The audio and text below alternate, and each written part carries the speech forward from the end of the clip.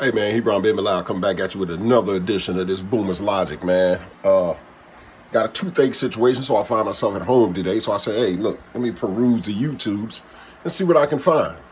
And I found a gem. But before I get into this this video, hey man, if you haven't already, go to this channel, Boomer's Logic. Like, subscribe, hit the bell for notifications. You know what to do. This ain't your first time at the rodeo. Shouldn't have to keep telling you this all the time. So I found this video while perusing the YouTubes this morning of this black professor. First off, she's a feminist, black professor in a church giving some type of dissertation, some political dissertation to the congregation about why black men are misinformed, black men are weak, of course, black men are ignorant, stupid, because they don't vote for Stacey Abrams. You know, black women are smart, black men are dumb. But without further ado, and that's really not my point here, I want to point something else out. And for my big brother Ray, this little Bible study this morning, let's jump into this video. Chosen few. Yours is a generation of scribes, highly knowledgeable people, saying to those that proclaim the faith of Jesus Christ, I asked your disciples to cast it out, but they could not do so. That's a serious indictment of the church. A serious indictment of Jesus. So hold on, first off. Now remember, she's quoting the Bible. And this is what I always say. Once you put your mouth on that Bible, use the whole Bible. Do not just pick something out, cherry pick something, and use it for your agenda. So we're going to finish listening to this rhetoric, and then I'm going to show you something. And this is what I hate. This is one of the things that I hate about, and I'm going to be honest, one of the things that I despise about Christianity. Because you cherry pick, you pick and choose what you want. And you say, well, I'm going to use this as a reference point, but you don't want to use the whole thing. But see, it comes as a whole. It's a collective. You can't choose one part of the history text and say, see, but then you don't obey or follow or even adhere to or even try to learn or even explain away the rest of it. And first off, she's dead wrong in using this for this particular rhetoric that she's about to go into. But let's continue on. That there are those in our community beset by the kinds of spirits that seek to destroy us. We need to think robustly, just for instance, about the demon of disinformation that robustly. Her physique is robust. permeates our communities and that renders some of our most vulnerable men, our most visible men, the Kanyes and Kyries, the Drakes. Keep Megan Pete's name out. Okay. First off, she gonna say she's naming all the weak men, of course, who have been disillusioned by this demon. But of course, these modern black feminists aren't led by the spirit of Jezebel. And the one that she throws up to keep this girl's name out her mouth, that's Megan Thee Stallion. Because I guess Drake had made a song regarding Megan Thee Stallion where, you know, he's saying that the dude supposed to have shot her, really didn't shoot her and all this stuff. She used it was a PR stunt. I guess, I don't know about the culture on their level, but for her to throw these jabs and then to take Megan Thee Stallion and set her up on this pedestal, say that these guys are disillusioned, but Megan Thee Stallion ain't, you know, Miss WAP. Come on, man. I can't wake up to better rhetoric, man, if I tried.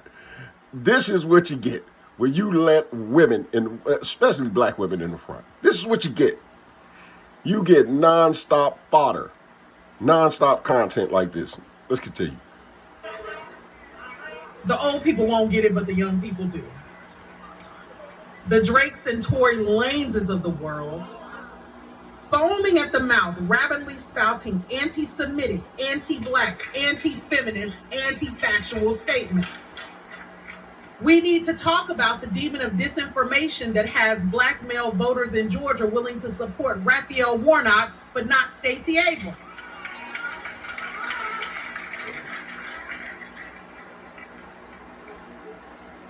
Come on.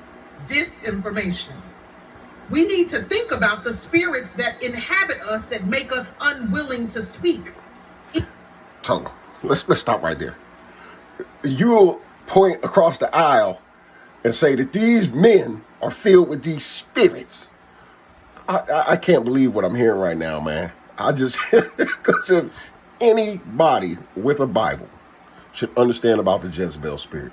And when you're looking at these young black women, you're saying, boy, and this is what everybody keeps saying, the Jezebel spirit, the Jezebel spirit. They're filled with the Jezebel spirit.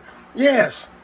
But see, she won't point out her counterparts and say, Meg Thee Stallion, could you please sit down? You got the Jezebel spirit. No, she's strong, black, and independent. Now, she doesn't have the Jezebel spirit, but this half a cow standing up here just blasting black men because they won't vote for Stacey Abrams. So, once again, since she touched the Bible, since she decided to touch the Bible, first off, you're standing up in the church's congregation.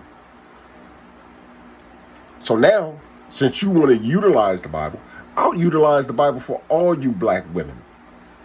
And I'm going to say this. The church, it was already a joke. At least it stood for something back in the civil rights era. It stood for something. A place of support, a place you could go to. If you needed something, it was there for you. This circus and sideshow that the church has become, allowing this type of rhetoric to come in, and because it's popular, black women have taken over what is known as the church. This thing they got now is an absolute abomination. And what's funny about it, black women stand up there and use parts of the scriptures.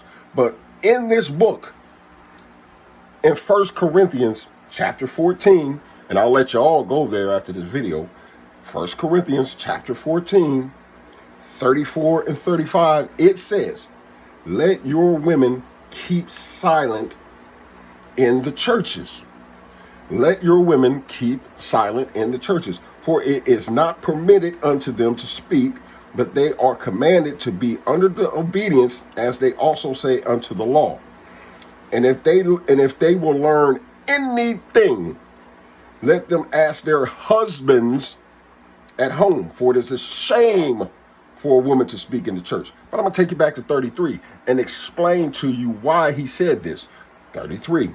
For Yahweh or God is not the author of confusion, but of peace, as in all the churches of the saints. Then he goes into telling you, them heifers there, keep your mouth shut. This is why.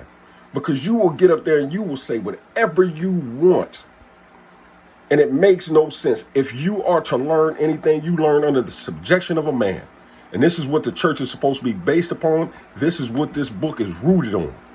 Rooted in the dominance of male masculinity.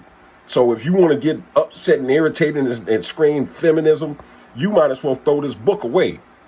Because this is the most feminist, this is the most anti-feminist book that you're ever going to run across. It demands the obedience of the woman. It demands it every turn. Because when you get Eve in the front, she's going to eat that apple.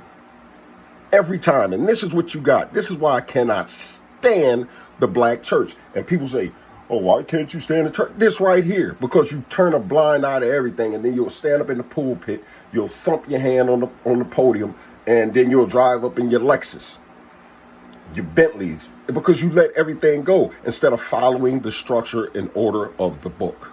If you follow the structure and order of the book, you ain't going to be riding up in no Bentley. You're not going to do it. No Lexus. You're not going to do it. You're going to demand the order and the respect.